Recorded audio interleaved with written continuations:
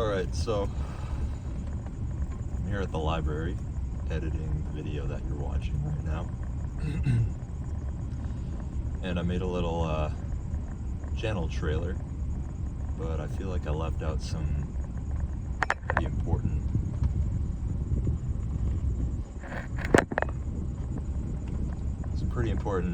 parts of it. So just real quickly, my name is Michael. My channel is called Axeandpack, and basically the mission of this project is to inspire and equip people to connect with nature, to master skills, and to evolve and transform themselves. The name actually comes from, it's kind of a rip-off of Field and Stream, or it was inspired by Field and Stream, but I went a little bit different direction with it. The name is more focused on the tools, because really there's a lot of power in tools, even simple tools. You can build an entire cabin, log cabin, with just an axe. You can carve things like bows or skis to get across the snow, canoe paddles, canoes, stuff like that. And it's just really powerful. Like, you know, with just an axe, go out and carve yourself a bow, shoot a moose, and build a house. Like, it's insane what you can do with a little bit of work and skill and simple tools. Like, starting with these essential components and going to these possibly complex possibilities just with your mind and body, basically. As well as a backpack, you know. Backpack carries all the stuff you need to survive. You can go anywhere in the world with a backpack and you'll be just fine. You got all the basic needs, and you're not tied down to a location. You can live nomadically like people used to live, and follow whatever it is you want to do. You know, it's what's really gonna bring your life purpose, and you can change your environment and see the world in new ways.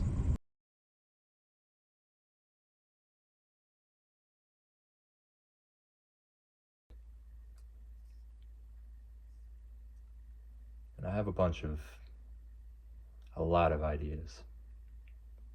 No shortage of ideas, that's for sure. And so I need a vehicle to execute these ideas and to share them, to make them real. And not just have these ideas floating around, not doing anything. Because these ideas came to me for a reason. They wanted to be brought into the world. And it's part of my life's purpose to do that, to bring them into the world, and to make them real.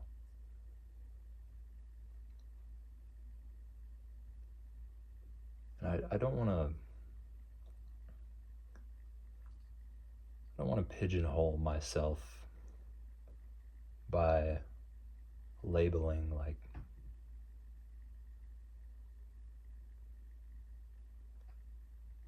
this channel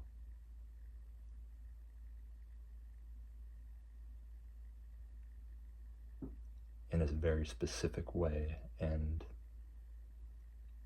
I don't want to tell you, like, this is the stuff that I like to do, and this is my niche on the internet, and this is what you can expect to see from me, because I don't really know. I don't have a format that I've mastered, or topics that I'm like deeply an expert in. I have a lot of different interests, and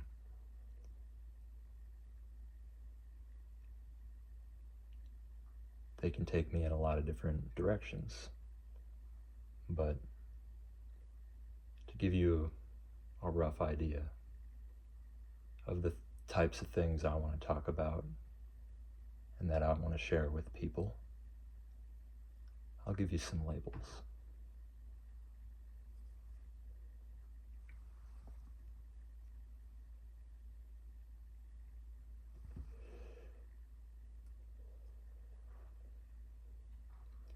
And so there's kind of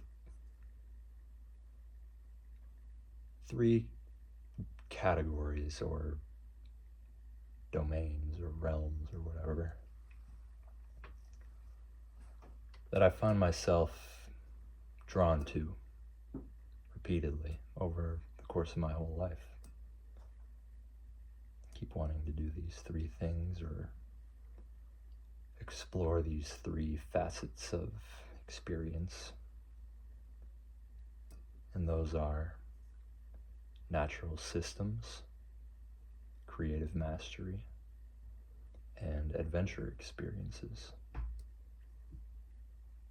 And I've chosen those three terms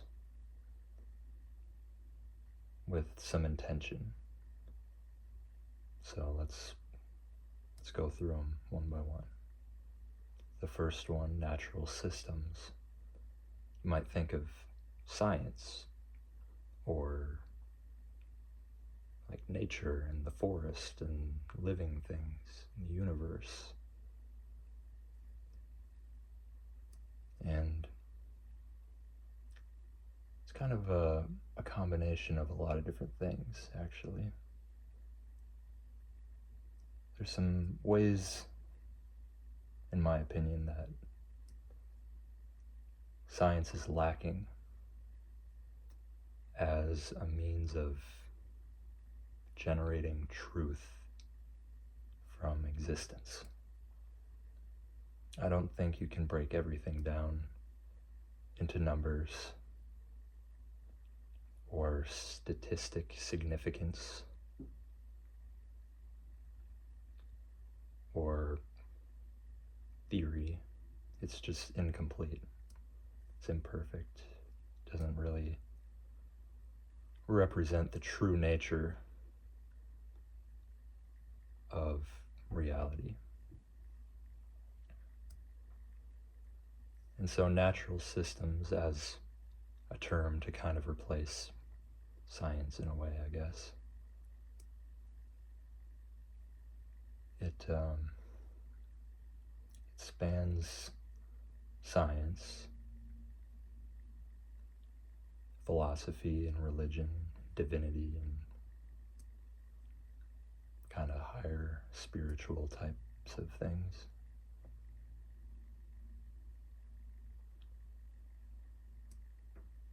There's logic involved, but there's also just as much intuition.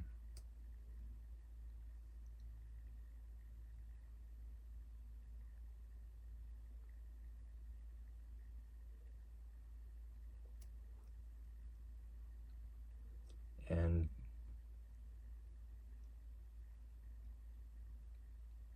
another way it's different from science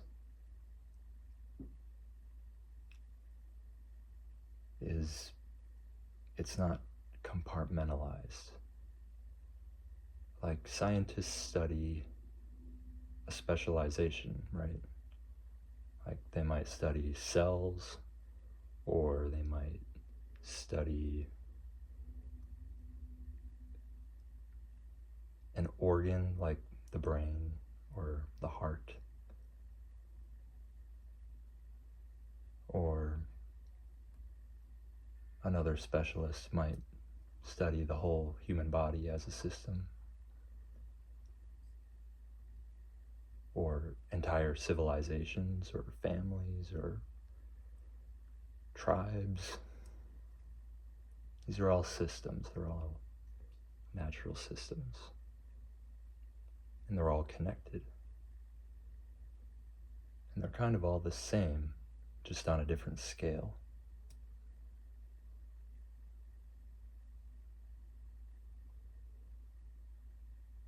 Right, like an ecosystem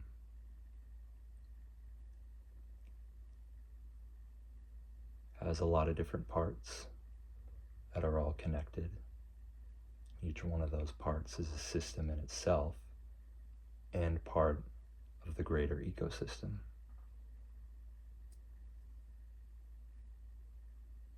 And so natural systems kind of is an exploration of getting the whole picture, studying the parts individually, yes, but also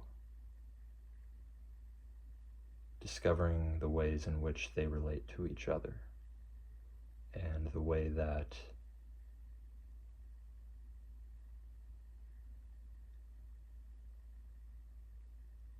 the scale of systems is infinite, right? You can go all the way down to the microscopic level and even beyond that to like particles that are like blips in existence, like they're coming in and out of existence, or they're moving and not moving at the same time, and like super tiny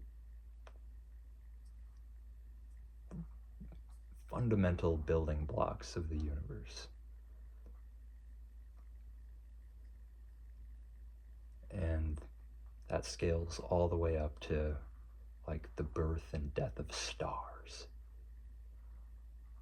and planetary systems and orbits, and the way that stars are emitting matter, which are coalescing into these planets, and these planets are colliding together and exchanging information and creating new features. They're creating life forms, and they're constantly evolving and inventing and improving and iterating on everything that was before. And it all builds on top of each other and gets more complex and goes through these cycles of birth and growth and evolution and reproduction and death. Like all of these things go through these phases. And you can take measurements and you can make observations and immerse yourself in these systems and read about them and kind of map out all the parts on a notebook, like mind mapping, and kind of you got all the tacks on the cork board and all these strings of yarn together, and you're kind of putting it together and getting a little bit of a picture of the dynamics of how it's all structured. And I've always found those types of things super interesting. So it's kind of an overview of natural systems, right? And you can, by studying these things, you can generate knowledge. Like you can know things. You can know things about how it works, and you can see patterns and apply them across different domains, right? Because they're all kind of self-similar and they all kind of scale up and are connected and part of the same thing. And then you can take that knowledge and let it inspire you, right? It's going to inspire when you answer questions that you have, you explore these things and you get some answers. These answers are going to lead to new questions, right? Because you're going to learn, and then you're going to find something new that you didn't know existed. And then that is going to be a new line of thinking to go down. And it's just never ending, because you're never going to figure it all out. But it's pretty fun to try, and it's very exciting to have breakthroughs and understand how these processes and how these components of these systems can be applied to make our lives better, to make new technologies, or to inspire some kind of creation that you're going to make, right? There's this concept called biophilia and biophilic design, and it's kind of about developing an affinity for living things and for living systems and for life. And biophilic design takes that and applies them to making things, right? They're modeled after nature. And they enhance our love for nature, because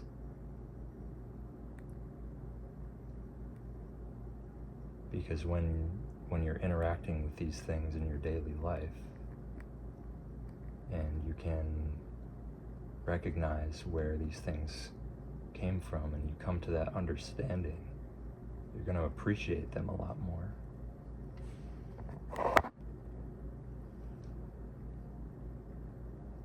And so, yeah, biophilic design, or biomimicry, is another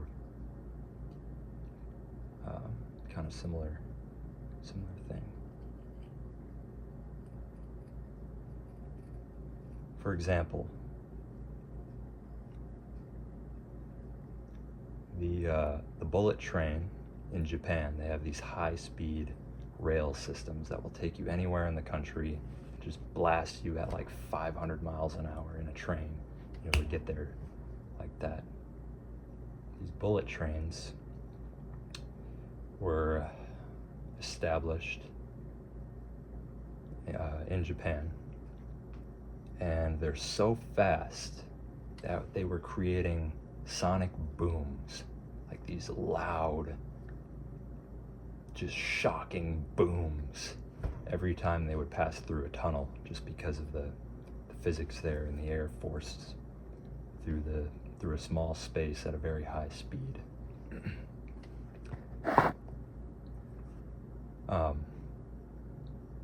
Yeah, so in order to fix that, they actually studied the aerodynamics of birds. So they changed the nose, the tip of the train, to be shaped exactly like the bill of a kingfisher. And that's this bird that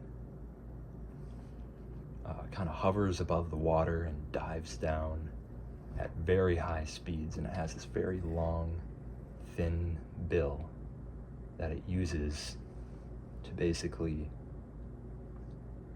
accelerate as fast as possible straight downward into the water and like snag a fish, right? Stab it and snap it up and eat a fish.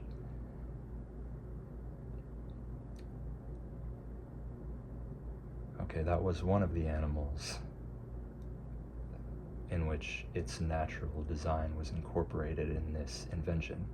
Another one was the owl. Owls are silent flyers, right? They have these big, huge wings that are completely silent. They hunt at night, and they glide through the forest and grab a mouse or whatever they want to eat, and they do it silently. And I can't remember all the other examples, but they basically use the bill of the kingfisher and the wings of the owl to fix their problem with these trains. And they got rid of the sonic booms. The trains got a little faster and more efficient and quieter. And I thought that was a really useful application of like studying nature and applying it to something that makes our lives better. And so that leads me into the next category of creative mastery. And if you'll notice, all of these things, each category feeds into the others in some way. And so creative mastery is about taking that understanding of nature and natural systems and applying it to making something. And it doesn't matter what your skill set is or your medium or the tools that you use. And you don't have to specialize in one thing to master it, right? You can become a jack of all trades and a master of a select few, which I think is the way to go, rather than, there's this big generalist versus specialist debate. Should I block everything out and just dedicate my entire life to playing piano and just sit at a piano for 10 hours a day and just become the best ever, but never go fishing or whatever, never do anything else, never play chess or whatever other thing you might want to do, just focus entirely on piano and rise to be the absolute number one piano player? Like, that's a strategy, and it works for some people. Like, if you're that guy or that girl, like if you are, like, you just pull up to a piano for the first time at 6 years old and you're just Mozart, in that case, you should probably stick with the piano. But for most people, that's not really realistic, right?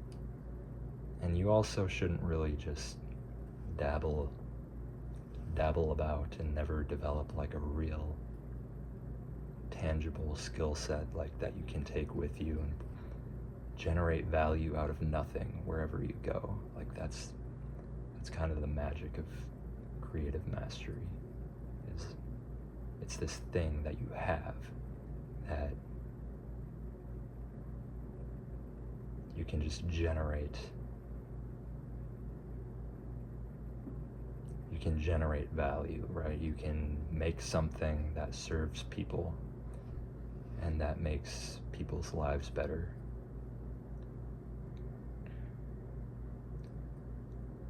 And so the reason why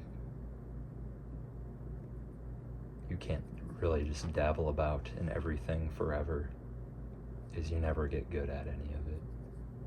You're just not going to. You're not going to put in the requisite hours to really know what you're doing and to like master the fundamentals and then apply your own style and twist to it, your own unique individual creativity. So at least my philosophy on this, on the creative mastery, is you should probably try everything that you are compelled to try. Like, you should, if you want to paint a little bit, if you want to paint right now and you're like, yes, I'm a painter, I'm going to go hard, this is my thing, I found it.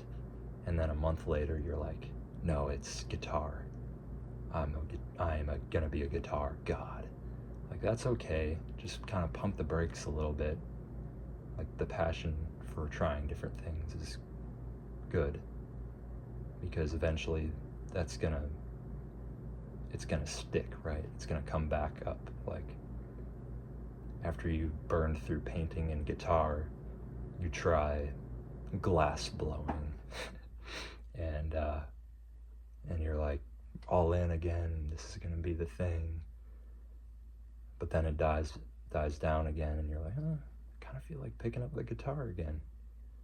Like, go back in that direction. There's going to be things that keep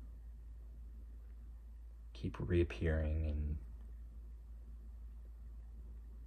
things you're going to come back to again and again, right? And it's not a waste. Like, if you go ham for a month on a thing and burn out on it and it's like, it wasn't my thing, that's not a waste, because you do learn a little bit the skill of getting good at something, which is a skill. You do find similarities and patterns between things.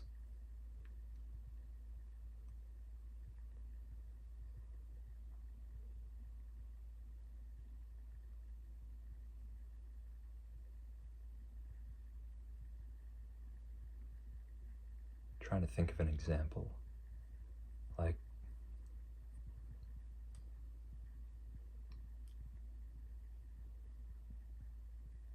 okay, here's an example.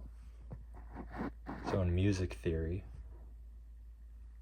chords evoke different emotions, right? When you play them in succession and in different combinations, right? There's minor chords, which are like sad ones, and then there's major chords, which are like happy, uplifting, energetic ones.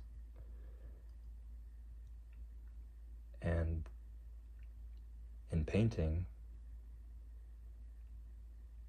you can make the comparison with colors, like blues and like the colder shades of color, cooler colors are more sad and kind of melancholic or whatever. They're like the minor chords. And the warmer colors are like the major chords. So, I mean, there are similarities between all of the things you're going to try, and you are going to put those together and notice them in every new thing that you start. So don't worry about finding the one.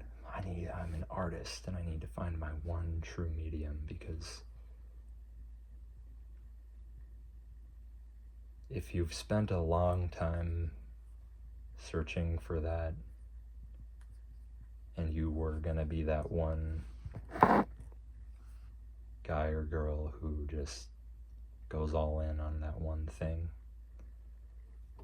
you probably would have found it by now. Like the best in the world, whoever's gonna be the best piano player in the world 10 years from now is already like way better than you could ever be at piano. Probably, right? But that's okay. You're not competing with them, right? You have your own interests and your own combination of things that excite you and that you're curious about. And nobody else's combination of things is going to be quite the same. So you're completely safe in... My phone just died mid-sentence, but basically what I'm trying to get at in a roundabout way is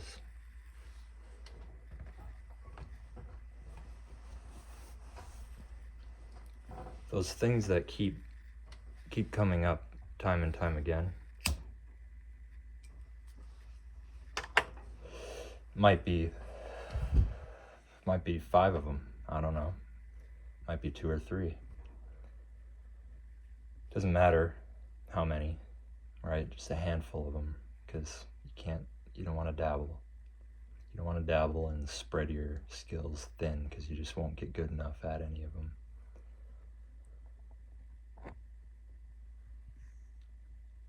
But if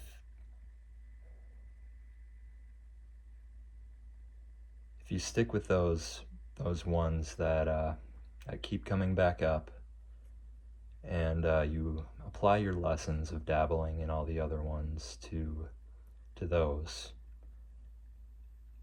you can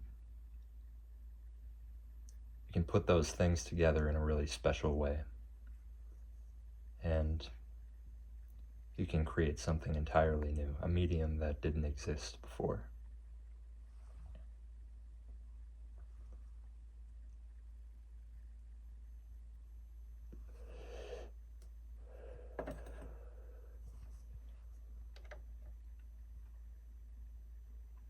And the very act of crafting something, being creative, the very act of bringing an idea into existence is a grounding thing, right? Because I talked about earlier about how you should be acting from this higher place, from your higher self, from the stillness and the wanting to do something from a place of wholeness. And I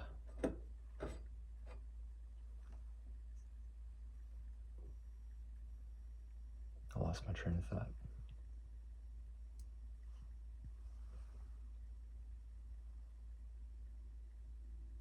Right, okay. You get to that place, and then you have to act. You have to do something about it. You can't just sit there forever. I mean, you can. You can. As long as you're not denying yourself.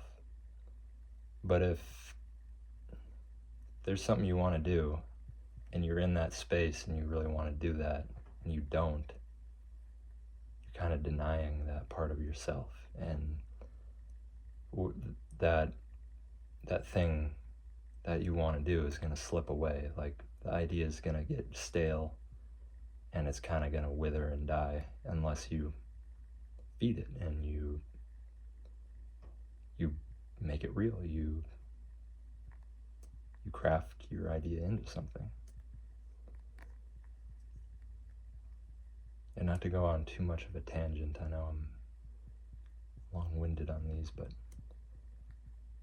I kind of think if you do that, if you do let that idea die inside yourself, like somebody else who is open to receiving ideas is gonna get it. Like, the universe is gonna say, well, fucking Bobby didn't make anything of that, so we're gonna see what Susie thinks about this and kind of plant that seed in somebody else's mind. I think we kind of share this collective space of ideas where everything's going around, and that's why you see a lot of people with like a very similar train of thought that you have had, because we all share that space. And you're not the only one who's getting that idea. You're not the only one who's open to receiving it.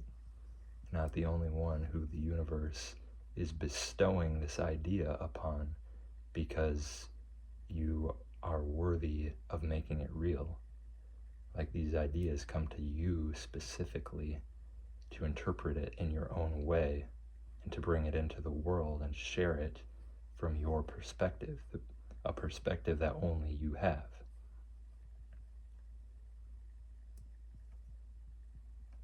And somebody else could, have the same or similar idea, but it's going to get a little bit reconfigured and jumbled up and put together in a new kind of a way because they're different than you.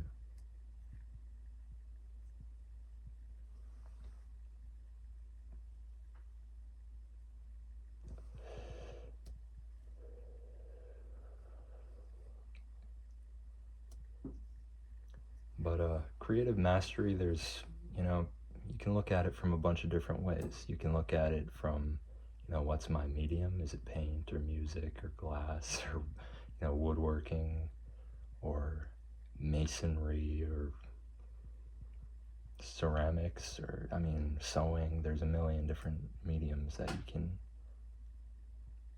can choose. You can also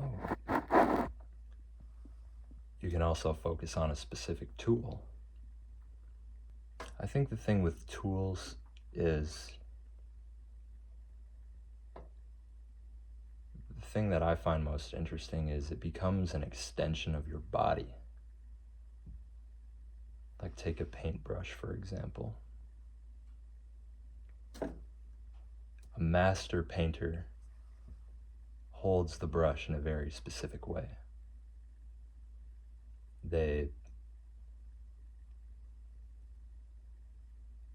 If you look at it from like a biomechanical standpoint, like if you look at the bones of the hands and you look at somebody holding a paintbrush, it's like the hand becomes a fin and you have like a sense of the brush. You have, the weight of the amount of paint in it. And you know exactly how to hold it, so you're not getting all these extra movements out of your fingers or your wrist. Like it's exactly translated from mind through the brush to the canvas. And it's a really interesting thing, like the familiarity of tools and how it becomes a part of your body. Like it literally is an extension of your being. It is part of you, and you've mastered it. Like you're telling it exactly what to do, and it's perfectly executing it. Like you're not even painting with your hands anymore. You're just painting with your mind. And your hands and the brush is just it's abstracting that from your mind and making it external with perfect clarity. And so it's kind of this relationship between the artist and the brush and the paint and the canvas, right? There's the tool and the medium, and the mind and the skills developed, the patterns, the errors over time that have been corrected, and the techniques that have been developed in order to translate the idea through those things, the interaction of all of them as a system.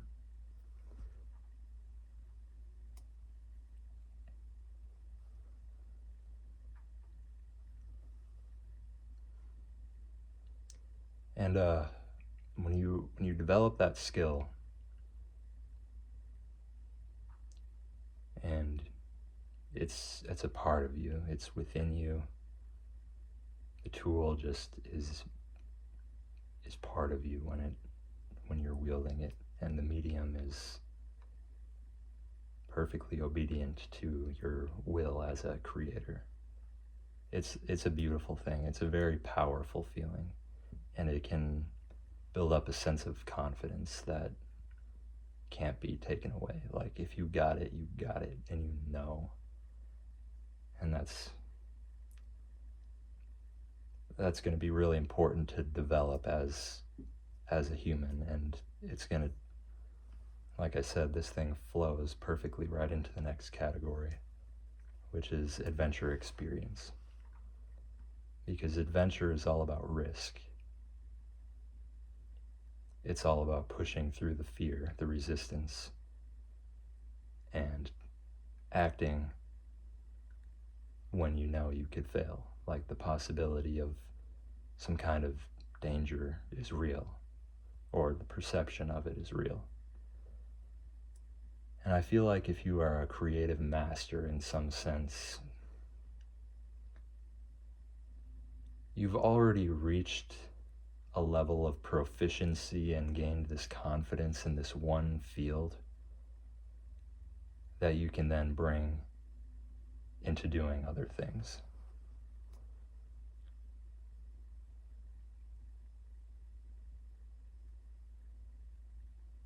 All right, there's a cool line in one of my favorite movies, Ex Machina, and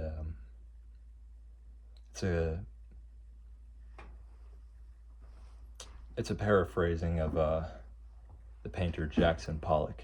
That's right, the drip painter. Okay, he let his mind go blank and his hand go where it wanted. Not deliberate, not random, someplace in between. They called it automatic art. What if instead of making art without thinking, he said, you know what? I can't paint anything unless I know exactly why I'm doing it. What would have happened?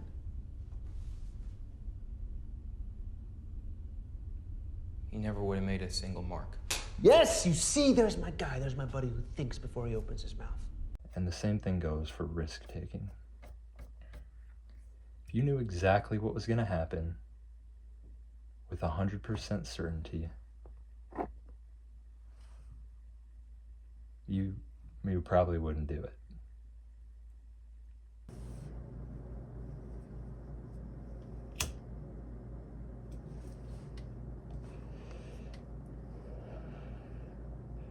The risk and the danger within adventure that's the payoff.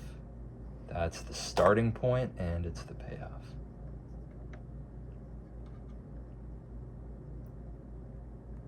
Right? When you're nervous, when you're taking a risk, when you're excited, you feel alive, your heart's beating, your eyes are wide, you're not certain what's gonna happen. Right? You get super dialed in, like killer mode. And you just call that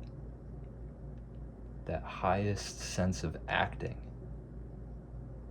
out from yourself, right? You're just totally grounded in the moment, acting, pure, uninhibited doing.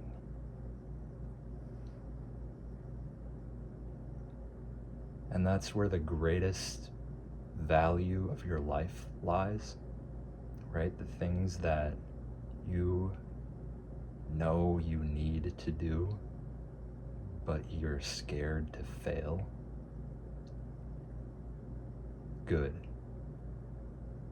That's exactly what you should be doing, and there's a good reason that feeling of not knowing or not seeing the path forward other than what's right in front of you, that's where you want to be. Right? And it invigorates your vitality for experiencing things. And you're gonna have to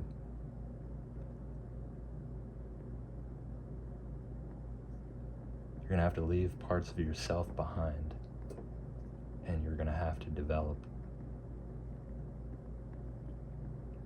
to do those things, right? It's the vehicle for transformation. It's peak experience.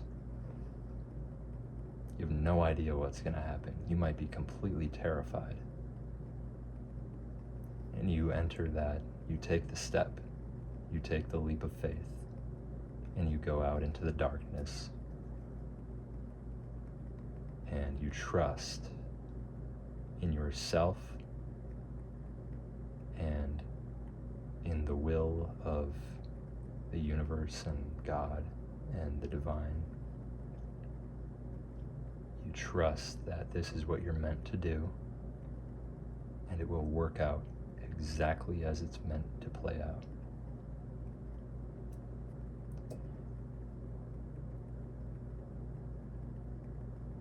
And you're gonna make mistakes. You're gonna trip up. You're gonna probably have some close calls, maybe. You're gonna think of ways, I should have done this instead of that. Okay, next time. Or, this went well, but this could have gone better. And you have that thing to reflect back on. You have that experience to draw from forever, right? If you reflect on that and you really process everything that happened, and you can hold your failures or your shortcomings or whatever within that experience, you can hold them just objectively and look at them for what they are and not beat yourself up about it or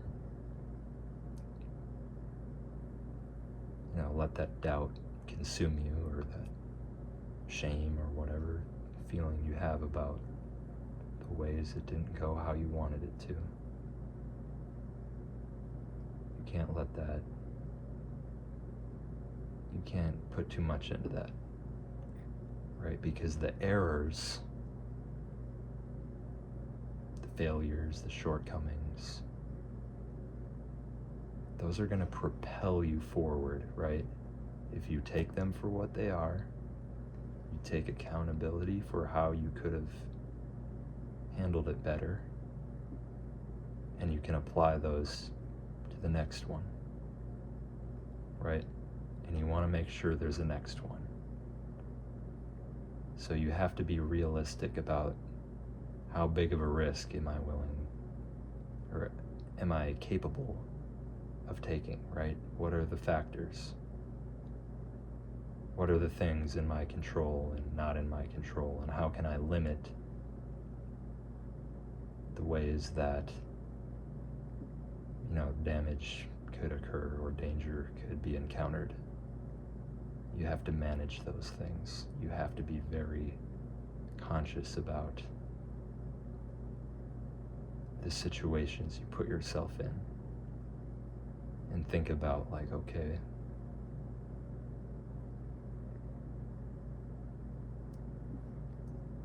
I'm at this level of competency.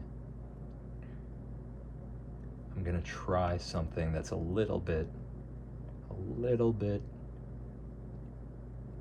out of my range, a little bit higher than the level that I'm at right now. I'm gonna risk a little more than I'm comfortable with, right? You're not just taking Hail Mary swings on every, you're not throwing Hail Marys on every pass or swinging for the fences at every at-bat, right? You're gonna have to build up to that. And you do it by slightly stretching a little bit out of your comfort zone, a little bit beyond your skill set. And you're gonna hit a sweet spot where you're just zoned in, you're dialed in.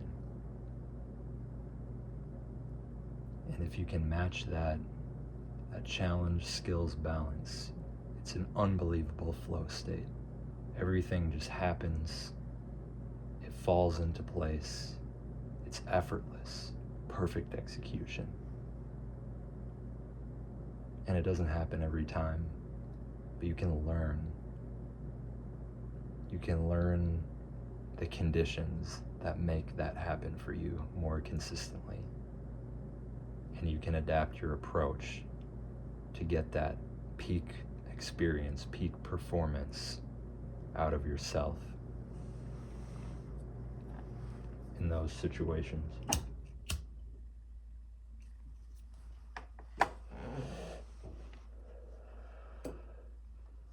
And in a risk and an adventure, it doesn't have to be like, it could be a multitude of different things. It could be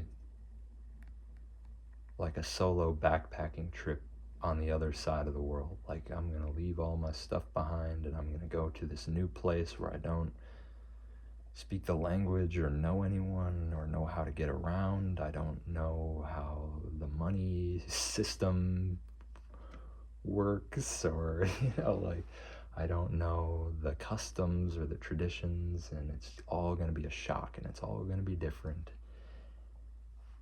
And that might be the risk that you want to take. It maybe is plunging yourself into a new environment, into the unknown, and seeing what you really can do in a place where you're unfamiliar.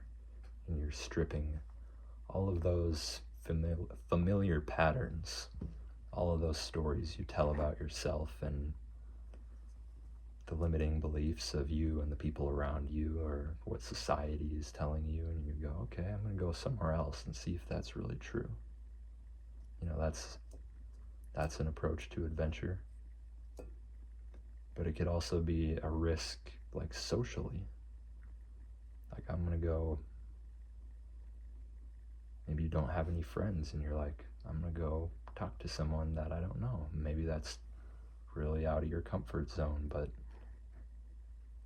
that's the risk you have to take, right? There's different types of risks.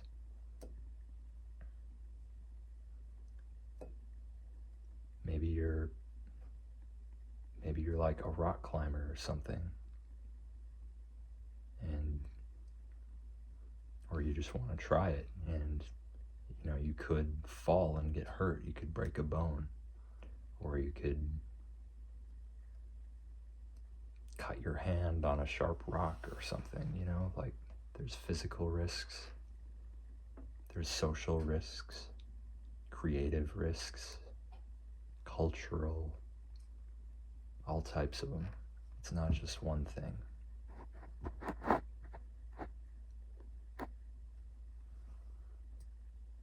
And so you can develop yourself in all of these different domains through adventure.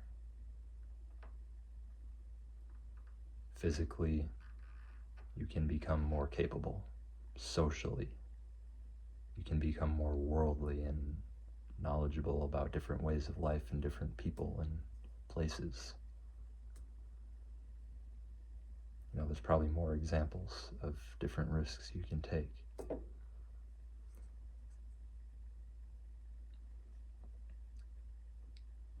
But this kind of cyclical process of planning and managing risks, being aware of the way things could go wrong, that's super important. And that's kind of the first step, is like, do your research before you just go charging into the wilderness or whatever. You should know a little bit what you're doing and just go a little farther than where you think you're at to try to level up, right? Because too much, if it's too much, it's gonna freak you out. You're gonna be frozen, and you're gonna be like, no, I don't want to do that. I can't. Your body is just freaking out, right? You just have this huge response to it. That might be a little too much. You might be trying to push a little far too soon. But if you're like, I'm kind of uneasy about this, and I know I'm capable, I'm confident, I have this, I have a skill set in this realm, right? I have what it takes to accomplish this, but I don't know. It's scary. I don't know. I'm uncertain. That's kind of where you want to be.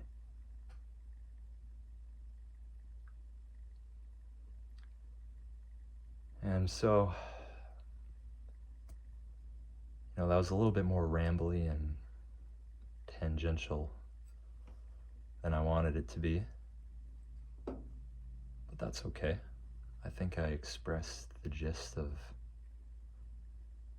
the 3 things that you could expect me to talk more about, and others, of course, but those are kind of like, those are the focus, and there's a lot of overlaps in between them, so it's going to be like exploring the connections and the spaces around those ideas: natural systems, creative mastery, and adventure.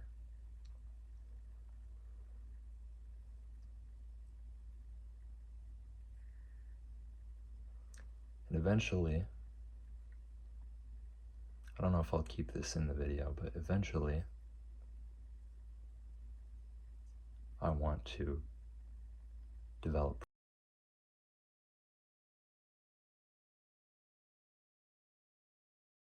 to connect people to these experiences, to connect them to nature, and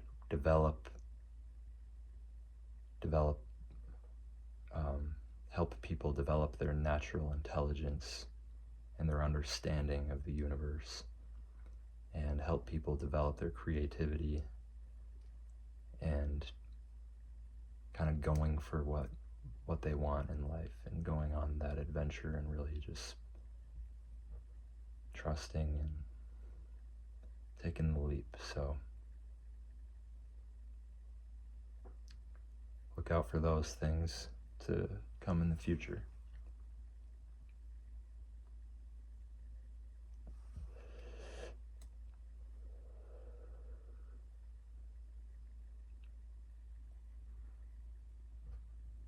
And I think I'll leave it at that. Thanks for watching. Hope you found it interesting, and if you got something out of it, leave a like and subscribe so you can see the next one. Peace.